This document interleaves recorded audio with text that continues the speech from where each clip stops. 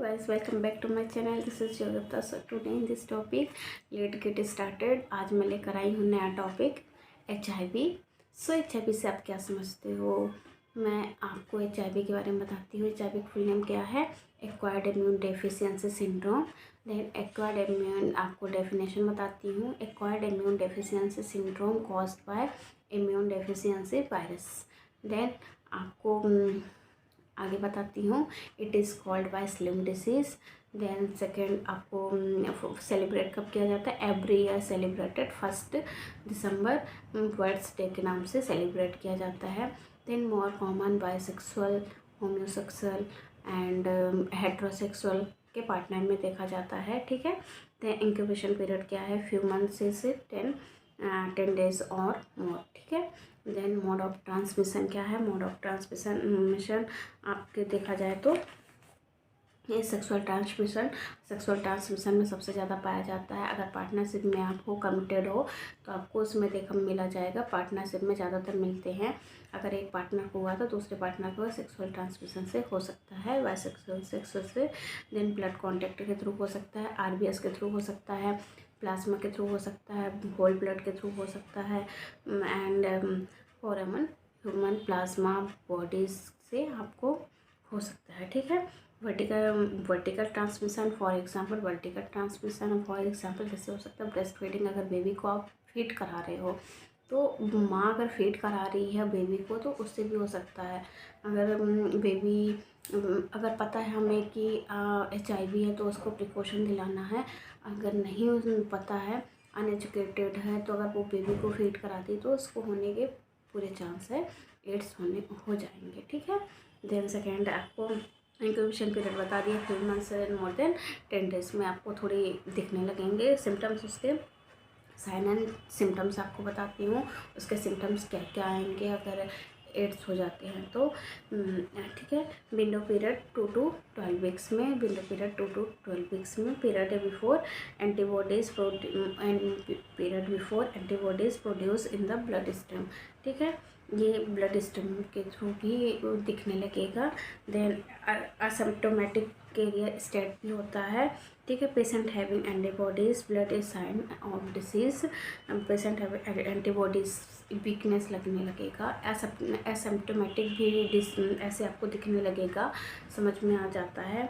Ads related complex unexplained diarrhoea. अगर AIDS के complicated हो सकते हैं, एड्स से रिलेटेड मैं बताती हूँ आपको। कॉम्प्लिकेटेड में एड्स डायरिया होगा, 1 मंथ बिफोर डायरिया होने का चांस रहता है। देन वेट लॉस होता है, आपको बहुत ज़्यादा वीकनेस फील होगा, फीवर आएगा, फटीग टाइप का लगेगा, बॉडी एकदम लूज टाइप का लगेगा कि बहुत ही वीकनेस टाइप का लगेगा, है ना। आपका सिम्टम्स ये है। देन मेजर सिम्टम्स आपको मैं बताती हूँ।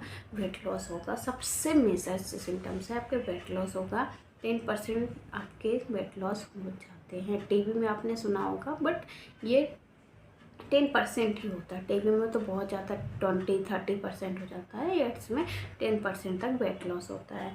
देन क्रोनिक डायरिया हो जाता है। More than chronic diarrhoea 1 month तक चलता रहता है। माइनर डिसीज, परसिस्टेंट कफ रहेगा, हर्पस जोस्टर होने का चांस रहेगा। हर्पस जोस्टर हो जाते हैं, फफोले टाइप का हो जाते हैं, आपने देखा होगा, एकदम फफोले टाइप का हो जाएंगे। हर्पस जोस्टर छोटे मैं आपको दिखाऊंगी कभी हर्पस जोस्टर के बारे में बताऊंगी तो। बहुत सारे दाने हो जाते हैं, उसमें पानी फ्लूइड भर जाता है, उसको हर्पस जोस्टर बोला जाता है। परसिस्टेंट कफ हो जाएगा, आपको कफिंग रहेगा, क्रोनिक डायरिया रहेगा। ठीक है। और लैम्पेडेनोपैथी रहेगा। ठीक है। देन लैब इन्वेस्टिगेशन में आप क्या क्या करा सकते हो? लैब इन्वेस्टिगेशन में एलिसा करा सकते हो। एलिसा का फुल फॉर्म आपको बता देती हूँ। Enzyme linked immuno cerebral assay. ठीक है। Sorbent assay. एलिसा का क्या नाम है? Enzyme linked immuno sorbent assay. ठीक है। आपको मैं बता दूंगी बाद में। और वेस्टर्न ब्लॉट होता है, टेस्ट होता है। P24 एंटीजन टेस्ट होता है। P24 एंटीजन टेस्ट होता है। आप नोट्स में लिख लीजिएगा। फर्स्ट मैं बता दे रही हूँ, एलिसा टेस्ट होता है। एलिसा टेस्ट का फुल नेम बताती हूँ, enzyme linked immunosorbent assay. Then second है वेस्टर्न ब्लॉट होता है टेस्ट। और थर्ड होता है P24 एंटीजन टेस्ट होता है। देन फोर्थ होता है, मैं आपको बताती हूँ, IFA टेस्ट होता है। Then fifth number absolute D4 lymphocyte count होता है। एक D4 लिम्फोसाइट काउंट टाइप का टेस्ट होता है, ठीक है, आपको डॉक्टर एडवाइस करेगा। देन आपको मैं ट्रीटमेंट बताती हूँ कि क्या आपको ट्रीटमेंट डॉक्टर एडवाइस करेगा, ट्रीटमेंट आपको क्या लेना है, ट्रीटमेंट खुद से भी लेना है, कुछ डॉक्टर भी आपको बताएगा, प्रिस्क्राइब करेगा, ठीक है।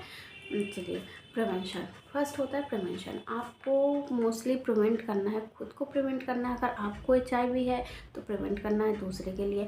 अगर दूसरा कोई है, हम नॉन मेडिको के लिए भी बता रहे हैं, अगर दूसरा कोई भी है उससे प्रिवेंट होकर रहना है, बट उसका शाय नहीं कराना है कि नहीं तुम्हें HIV हुआ है, मजाक उड़ाए, ये सब गलत बात है, ठीक है।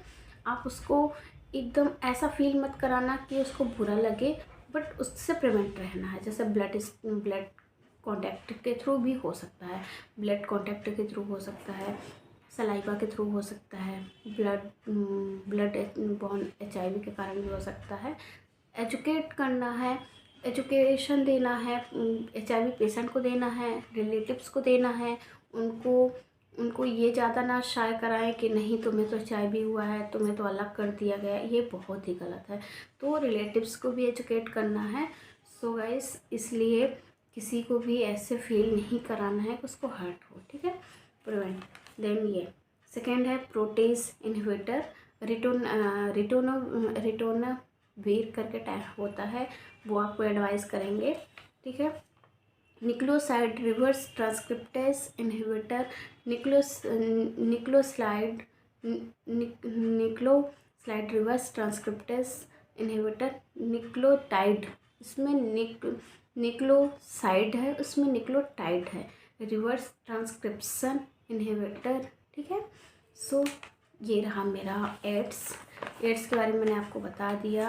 कैसा लगा मेरी टॉपिक कमेंट करके बताइएगा। सो गाइस, आप लाइक एंड सब्सक्राइब कमेंट करके प्लीज़ एक बार एक्सप्लेन करिएगा कैसा लगा, और लाइक ज़रूर करके जाइएगा, ठीक है, सब्सक्राइब भी कर लीजिएगा।